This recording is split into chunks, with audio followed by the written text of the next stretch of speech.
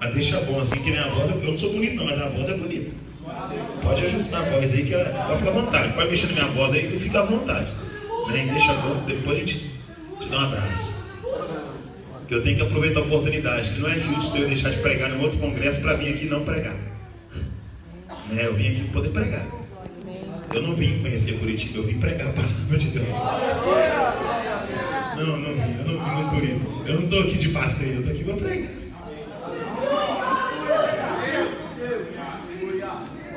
Eu já pedi uma vez para ele, se for me chamar para poder pregar e não deixa pregar, não me chame. Precisa me convidar. Precisa. Oh, glória a Deus. Aleluia, Deus. Aleluia. Vem comigo com seus olhos fechados, o sonoplasta aí, cooperador. Com 2 O. Cooperar é trabalhar junto. Trabalha junto comigo, por favor. Olhe bem, queridão. Aí, agora melhorou. Então Abraão está preocupado com a vida sentimental de Isaac.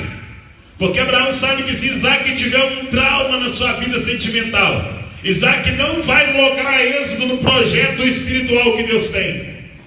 Toda pessoa que não é bem definida sentimentalmente, ela não consegue lograr êxito espiritualmente. Porque o culto não começa aqui. Porque a pregação não começa aqui. Cabacébia. Porque o louvor não começa aqui. A pregação começa lá em casa. O louvor começa lá na tua casa. É dentro de 4 paredes. Aleluia. O teu ministério inicia dentro da tua casa. Aqui é uma extensão daquilo que a tua casa é, que a tua vida sentimental é, que a tua família é. Não te luta. Deus não é um Deus de dubiedade de caráter. Deus não é um Deus de caráter dóbrio. Não tem como você ser um pilantra dentro de casa e ser um adorador na igreja. Não tem como ser um descomprometido dentro de casa e fazer a obra de Deus.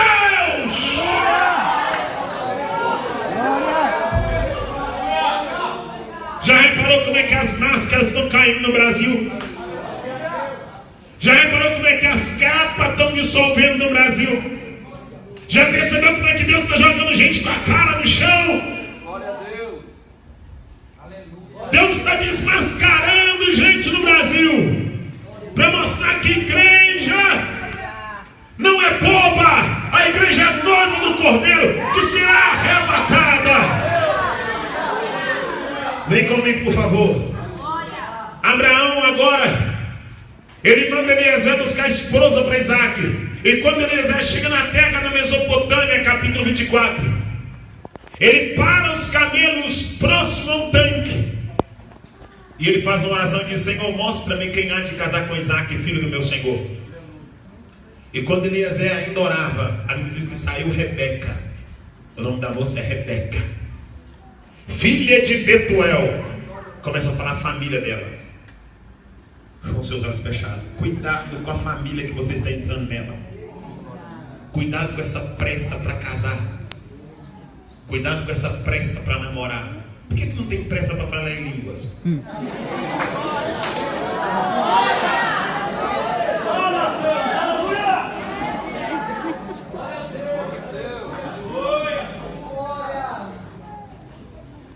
Feche os seus olhos, por favor. Amanhã eu prego, tá? Em nome de Jesus. Hoje eu vou dar uma palavra, amanhã eu vou pregar. Deus vai me dar vitória. Tenho certeza.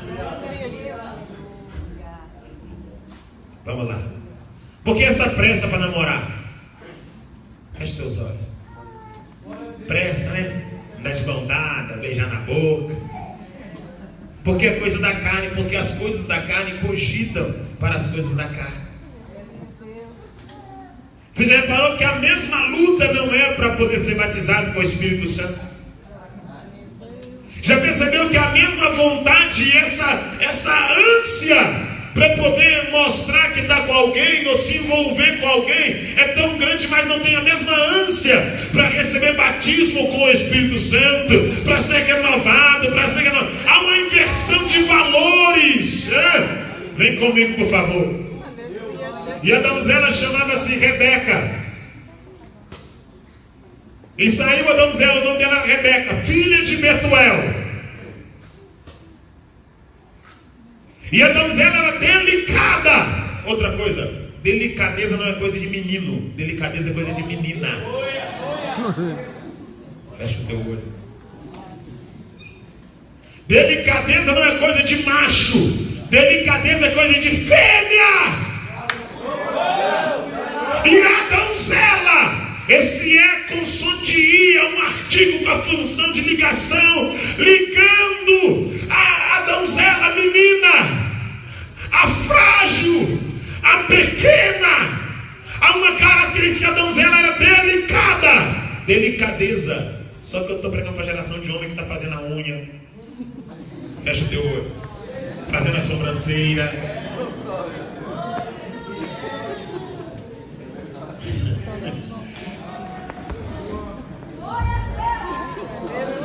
Glória a Deus.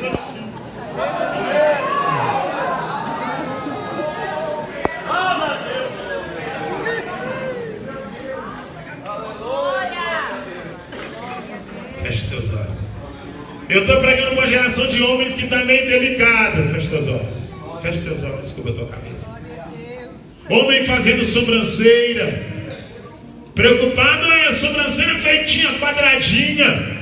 Fazendo o cantinho da unha. Homem que está muito delicado. Só que eu quero que você entenda que o atributo de delicadeza é de menina, não é de menino.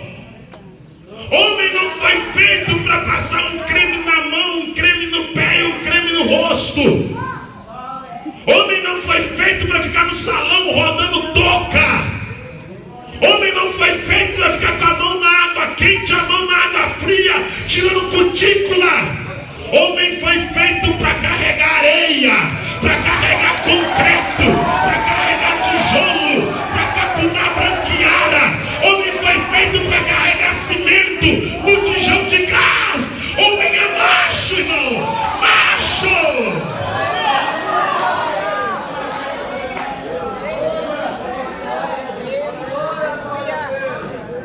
Então, já que eu estou pregando para Jó, eu vou pregar para Jó. Talvez você vai sair assim, não, para que chamou? Para que chamou esse neguinho? Mas agora já estou aqui já. Né?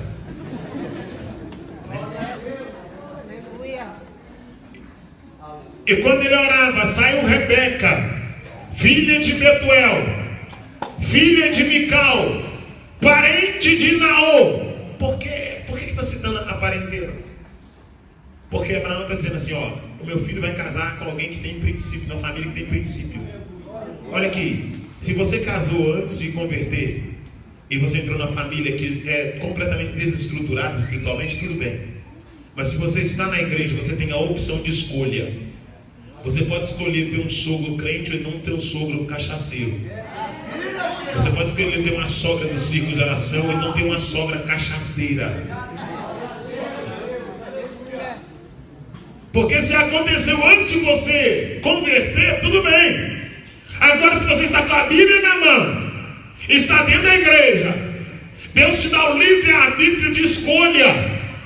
Olha a família que você está entrando.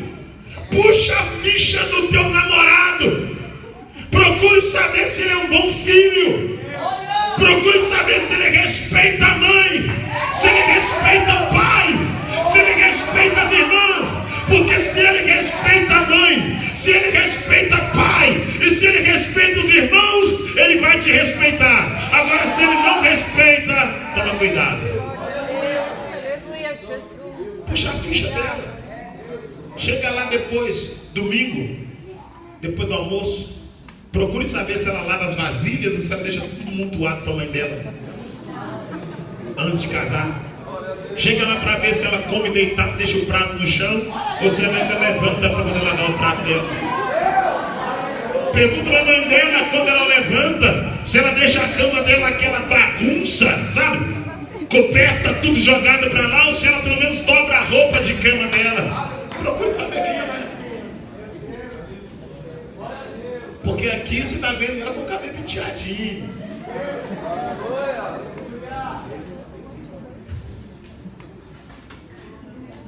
Aqui ela colocou um salto. Oh, Jesus! O pastor Caio está apertado, foi ele que me descobriu lá em Minas. Ele está assim, o que eu fui achar esse homem? Tem misericórdia. Aqui ela tá com saltinho, né? Cabelo arrumadinho, né? Sobrancelha arrumadinha, anda empinadinha, né? Agora, será que ela lava e passa? Será que ela é treinada para ser esposa? Sabe por que o índice de divórcio aumentou na igreja brasileira? Porque os pais não estão treinando os filhos para serem casais. Sabe por que aumentou o número de divórcios na igreja brasileira? Porque a mãe não ensina a filha a ser uma boa esposa. Sabe por que aumentou o índice de divórcio na igreja brasileira? Porque os pais não ensinam o filho a ter um compromisso com a família. Porque acha que casamento é novela. Tem gente que está querendo casar, fecha seus olhos, mas não sabe picar o frango. Você vai mudar o seu conceito hoje. Eu orei a Deus para vir aqui e falei, Deus, eu quero cooperar o crescimento da sua obra. Deus, eu não aceito pregar por pregar. Não, eu não sou mais um pregador. Pregador tem um monte por aí. Não. Pregar, muita gente prega. Fazer o povo rolar no poder, muita gente faz rolar. Não. Eu coopero para a pessoa ser salva e chegar no céu. A minha contribuição é para isso. Eu tenho certeza que Deus vai te incomodar essa noite. Esses dias que eu vou estar cooperando aqui, eu orei para Deus te incomodar. Eu orei para Deus te incomodar. Você não pode ser o mesmo depois desse congresso. Você não pode ser a mesma. Feche os seus olhos. Gente que está entrando num relacionamento que não sabe fritar um ovo. Gente que está entrando num relacionamento que não sabe fazer um arroz. Agora entenda o que eu vou dizer aqui essa noite. A Bíblia diz em Pedro que as mulheres mais novas aprendam com as mulheres mais velhas a serem boas esposas. Glória a Deus. Glória a Deus. Aleluia. Submissas. Ó Jesus de Nazaré. Glória a Deus. Feche os seus olhos. Submissas, temente a Deus. E que a sua honraria não esteja nas suas vestimentas, nem nas muitas joias, nem no frisar do seu cabelo, mas no homem interior, íntegro, reto e temente a Deus.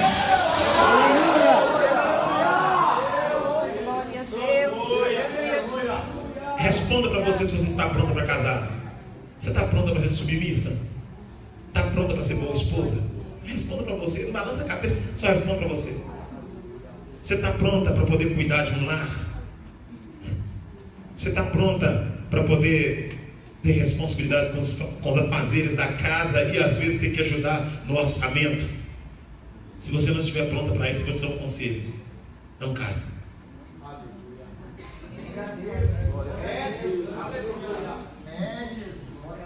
Ore um pouco mais. Se prepare um pouco mais. A Bíblia diz que saiu Rebeca, filha de Betuel, filha de Mical, parente de Naor. E a donzela era delicada. A delicadeza é coisa de fêmea, não é coisa de macho. Virgem. Outra característica de Rebeca, ela era virgem. Por que não se prega sobre virgindade no Brasil mais? Você não vê nenhum desses pregadores falando de virgindade. Glória a Deus. Sabe por que eu gosto de cá para cá? Porque não dá dinheiro. Porque não dá fama. Porque não faz ser conhecido como o maior pregador. Porque não te leva para os grandes congressos. Porque não te faz vender DVD e CD. Porque não te faz ter mídia. porque não te faz ser ovacionado, porque esse tipo de mensagem não te faz ser aplaudido, mas esse tipo de mensagem faz a pessoa chegar mais perto de Deus. Esse tipo de mensagem faz o Espírito Santo agir com mais liberdade dentro da igreja. Esse tipo de mensagem não te promove, mas prepara a igreja. Esse tipo de mensagem não te faz ser aplaudido, mas atrai o Espírito Santo para a igreja. Esse tipo de mensagem não te faz ser conhecido, mas faz o mundo ver que a igreja é santa, é diferente, é eleita.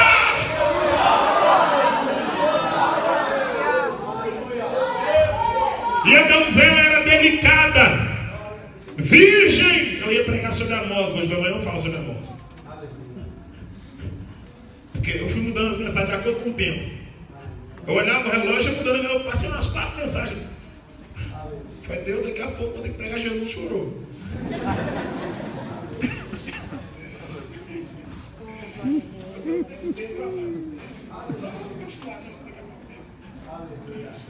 Aleluia. Irmãos, minha esposa está grávida.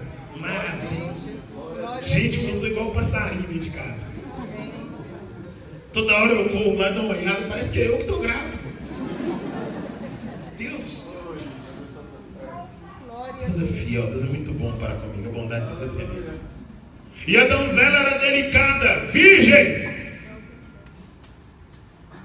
Rebeca, ela era virgem. Sei que talvez você fale assim, que coisa quadrada. Você é quadrado. Não, eu sou crente. Glória a Jesus. Glória a Deus, que maravilha. Rebeca, ela era virgem. O que é a virgindade? Ela nunca tinha coabitado com ninguém, não tinha nenhuma relação sexual. Ela possuía ainda o ímen, e Rebeca e Isaac possuíam o prepúciozinho ainda. Porque a aliança na nossa cultura é esse bambolê que a gente coloca no dedo. A nossa aliança é isso aqui. Mas na cultura judaica, a aliança não é esse bambolê. Na cultura judaica, a aliança é derramamento de sangue. É por isso que lá em Levíticos, na sombra da lei mosaica, na sombra dos 10 mandamentos, tem a lei do levirato. E o que era a lei do levirato? Era o consenso dos anciões do arraial. E qual que era o consenso? Quando uma moça casava-se, é óbvio, com um rapaz, é óbvio, porque moça casa com rapaz. Quando uma moça contraía núpcias com o seu parceiro, o pai da moça dava os lençóis para o rapaz. Aquele lençol ele levava para a noite de núpcias. E o sangue do derramamento, do romper do ímen e do romper do prepúcio ficava no lençol. E aquele lençol com sangue era devolvido para o pai da moça. E o pai da moça guardava aquele lençol que simbolizava a aliança. E quando o rapaz queria separar da moça, o pai da moça mostrava o lençol sujo de sangue e dizia: eu te dei uma donzela e você quer me devolver uma mulher. Aí o que os anciões da cidade faziam? Para a moça ficar livre, eles arrastavam o rapaz até fora do arraial e apedrejavam ele até a morte. Porque uma vez que ele morreu, ela está livre para poder casar de novo. Então é por isso que eles guardavam a virgindade. Porque virgindade não é somente um tabu. Virgindade é um princípio. Entenda o que eu vou dizer aqui essa noite. Eu estou pregando para uma geração de crente que namora no quarto. Eu estou pregando para uma geração de crente que a moça anda quase seminua para encontrar com o namorado. Eu estou pregando para uma geração de crente que o pai sabe que a moça, que a filha namora no quarto, e parece que o pai tem um amendoim na cabeça. O pai não corrige, a mãe não corrige, a igreja não fala nada. E o sangue de Jesus tem poder para essa geração. Que Deus tenha de misericórdia. Agora escuta o que eu vou dizer aqui. Todo altar, quando é erguido, alguém tem que estar nele. Quando se tem uma relação sexual, os dois corpos se agrupam E há derramamento de sangue, por mais que você não visualiza, entendeu? Os vasos vão romper e vai ter derramamento de sangue. É por isso que o HIV é contraído através de uma relação sexual. A pessoa não vê o sangue derramando, mas ali tem sangue sendo derramado sim, porque a pele estica e os vasos se rompem. É coisa mínima que com os olhos não se dá para contemplar, mas ali tem derramamento de sangue. O que acontece? Todo altar, ele não fica vazio. Ou Deus está nesse altar, ou o diabo está nele. Então toda relação funciona assim. Ou é Deus que está aprovando essa relação, ou o diabo está no meio dela. Se você está casado, se você contrai o núcleo tudo direitinho, Deus está no meio. Se você está fazendo alguma coisa fora da vontade de Deus, quem está no meio é o diabo.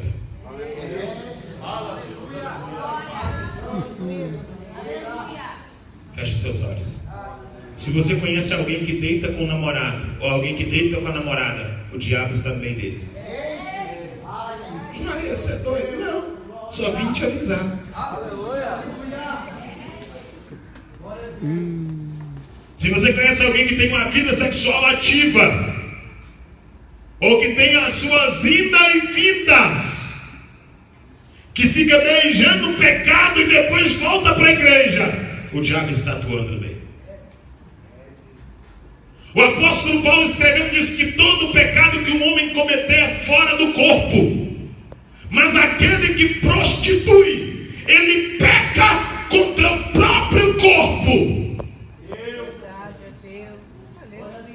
Então vamos começar a rever os nossos conceitos de santidade, porque santidade não é somente palavras, santidade não é somente cântico, santidade não é somente teoria. Santidade tem que ser algo prático para que a glória de Deus paire sobre a nossa vida, para que a glória de Deus nos envolva de maneira sobrenatural. Já vou chegar em José rapidamente. Eu sei que estou muito longe do capítulo número 41, ainda estou no 24, meu Deus do céu. Verso de número, capítulo 24, eu vou narrar mais um pouco aqui que eu gosto dessa história. E a donzela era delicada, virgem, a qual nenhum varão havia tocado. Ela era virgem e não tinha sido tocada. Vem cá, varão, faz favor. Irmão.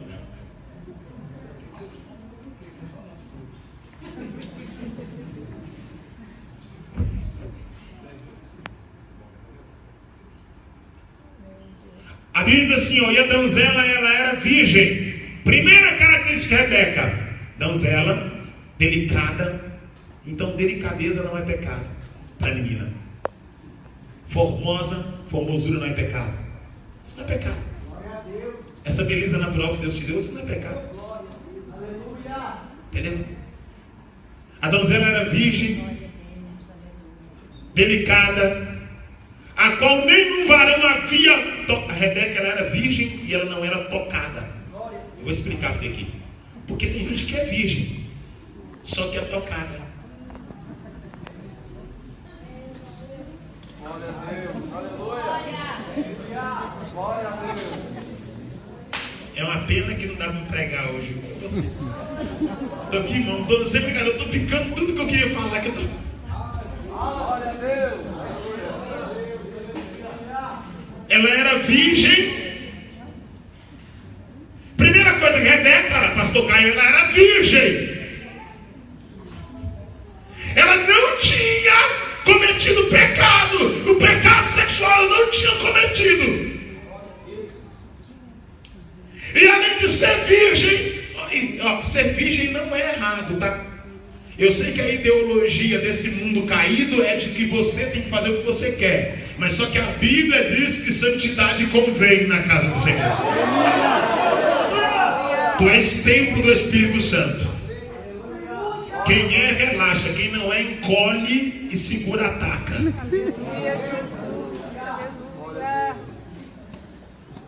A donzela era virgem, delicada, a qual nenhum varão havia.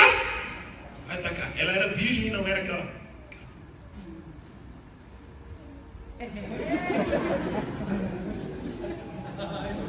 Porque tem gente que é virgem, tem menina que é virgem. Tem rapaz que é virgem, só que ele sabe tudo na teoria. Ela é virgem, ela é virgem, né? Mas aqui, ó, como é que o namoro dela é?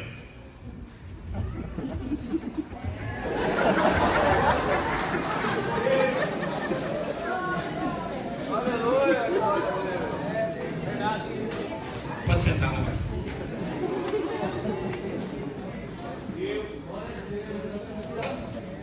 Só que Rebeca, ela era virgem e não era tocada. Rebeca dizia, não lava a mão em mim, que eu sou crente.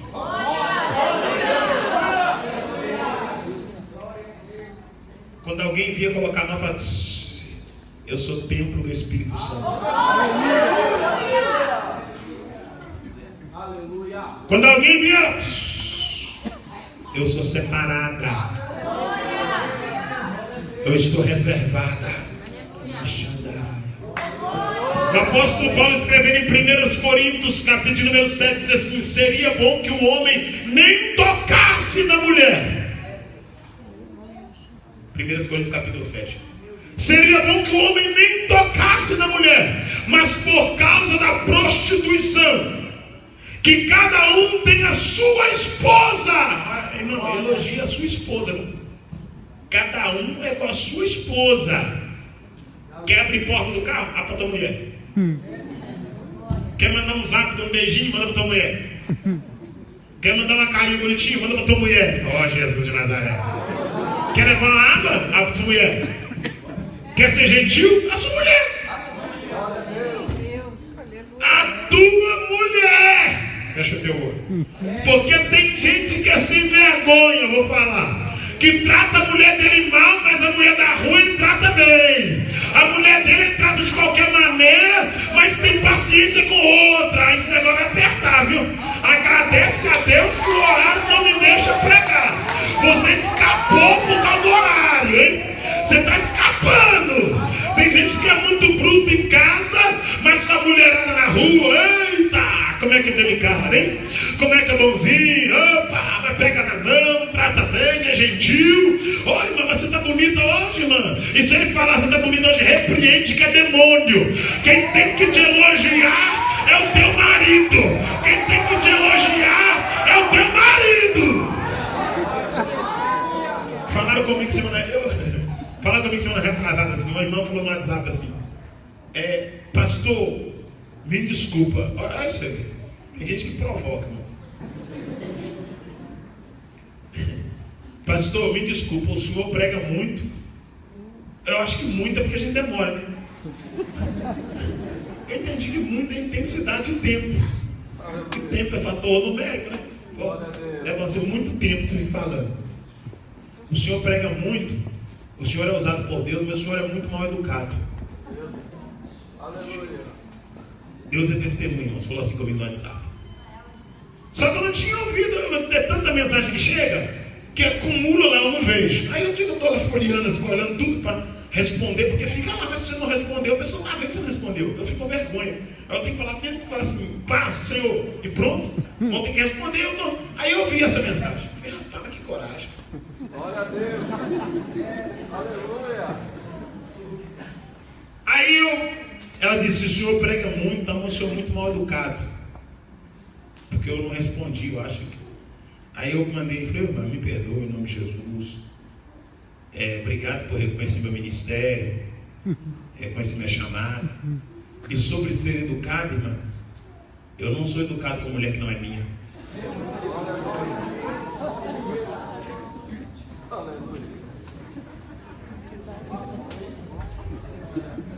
Sabe por quê, irmã? Aí eu continuei falando. Sabe por quê, irmã? Porque a maioria dos pregadores educativos do Brasil, todos caíram. A maioria dos pregadores começou a puxar cadeira para a mulher, dormir na casa dos outros, ficar de papo pelas praças quando vai pregar, dando autógrafo na porta da igreja. Se lascou, se arrebentou, quebrou a cara, entrou na vereda do opróbrio. E sabe qual é o segredo do sucesso? Quem tem sabedoria não erra para aprender. Quem tem sabedoria aprende com o erro dos outros. Quem tem sabedoria não tem que tropeçar. Quem tem sabedoria aprende com tropeço alheio. Onde alguém caiu, eu vou vigiar para mim não cair também. Onde alguém se lascou, eu vou vigiar para mim não me lascar também. É melhor ser mal educado e ter o Espírito Santo que ser educadinho e perder a glória de Deus.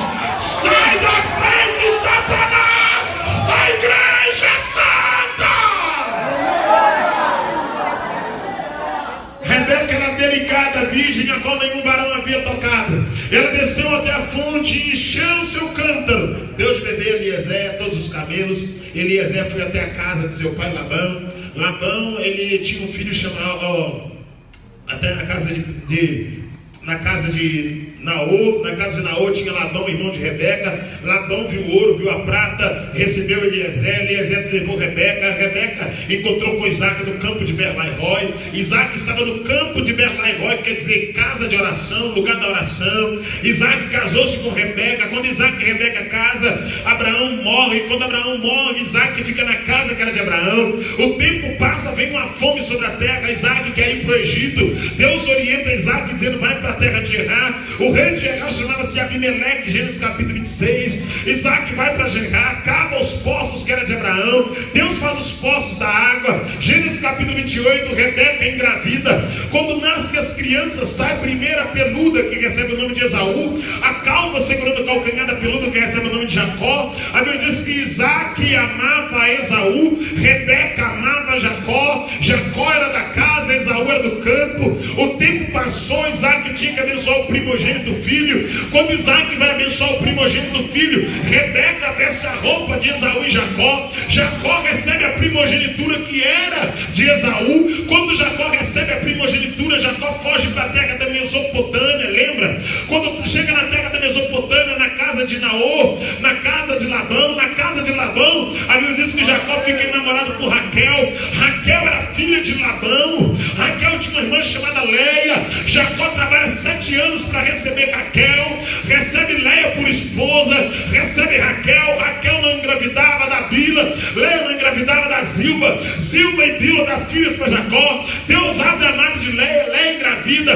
Deus abre a mata de Raquel, Raquel dá luz a 2 crianças, uma chamada José, a outra chamada Benjamim. O tempo passa, Deus visita Jacó na casa de Labão. Deus prospera Jacó na cara de Labão. Jacó sai da casa de Labão, começa a atravessar o deserto. Quando Jacó está atravessando o deserto, Jacó esquece uma bolsa do outro lado. Ele volta no vale para buscar a bolsa, encontra com o anjo briga, Jacó briga com o anjo. Quando está para amanhecer, o anjo pergunta o nome dele e diz: meu nome é Jacó. O anjo tira a espada, toca na sua coxa e diz: o seu nome será Israel a partir de agora. Jacó sai do outro lado do vale como Israel. Jacó agora vai encontrar com Esaú. Quando Jacó vai encontrar com Esaú, Gênesis capítulo número 32, se eu não me engano, 33, quando ele vai encontrar com Esaú, a Bíblia diz que Jacó faz uma fileira, e ele coloca Bila, Zilba, os filhos de Bila, os filhos de Zilba, coloca Leia, aleluia, coloca Raquel, os filhos de Leia, o filho de Raquel, e coloca José, o último da fila.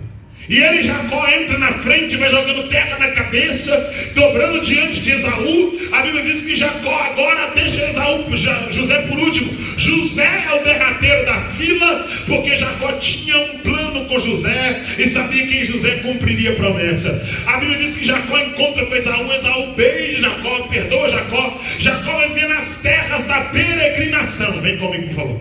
Quando Jacó está vendo nas terras da peregrinação, igreja, para terminar nossa oportunidade, a Bíblia diz que esse Jacó agora, ele percebe que o seu filho José começa a ter sonhos. O primeiro sonho que José tem, José sonhou que o sol, que 11 fechos inclinava diante do fecho dele, quando ele buscava lenha no mato com seus irmãos.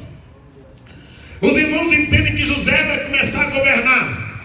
José sonha o segundo sonho. O segundo sonho de José é: o sol e a lua e 11 estrelas se inclinavam diante de mim. Jacó entende que José vai governar sobre os irmãos e sobre ele. O tempo passa, Jacó deu uma túnica colorida para José. Aquela túnica é porque Jacó estava marcando José. Olha para cá. Aquela túnica colorida fez os olhos de todos voltarem para José e a inveja brotar no coração. Alguém olha para José agora e olha diferente, porque ele tem uma túnica. Agora, por que Jacó deu aquela túnica para José? Porque Jacó considerava José como o primogênito filho. Porque José é o primeiro filho de Jacó com a mulher que Jacó amava, Raquel. É só por isso. Jacó está marcando José, porque ele considera como esposa é Raquel. Ele não considera Leia, não é Bila, não é Zilpa. Ele considera